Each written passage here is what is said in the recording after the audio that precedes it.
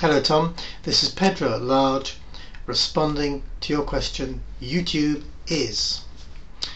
Well, to me, when I began thinking about it, I thought this is going to be a string of cliches, and it's better suited perhaps to the cliche debate.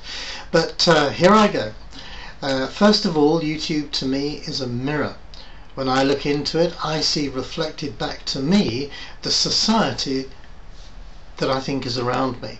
That means that I see, here comes the cliche, the good, the bad and the ugly, but also the beautiful, the interesting, the fascinating, the wacky, the funny. It's just reflecting back to me what's happening out there. In addition to being a mirror, YouTube is also a window to the world. That means that if I want to watch something like the behaviour of animals around an African waterhole, I can find it. If I want to find out what it's like to race a racing bike at max speed, I can find it. If I want to find out what it's like to live in Mumbai during the monsoon season, I can find it, and so on and so on and so on. So to me it's a window on the world where quite genuinely you can go in and find out about things, find out about places that you want to go to or visited, get somebody else's impression about it. And I find that a very exciting aspect of YouTube. And finally, after it being a mirror and a window, I believe it's a soapbox. That's an expression we have in England to describe a platform from which you can speak and air your personal views.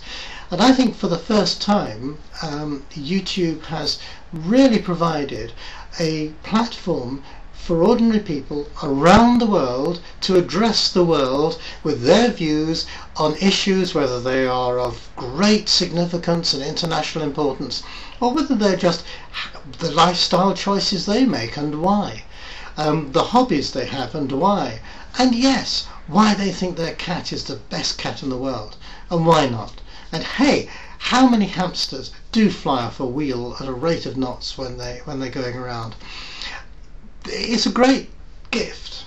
Now, obviously there's a downside, because there are people out there who are right on the edges of society, it seems, and there's some pretty peculiar stuff too. But having said all that, that is it. YouTube to me is a mirror, it's a window, and it's a soapbox.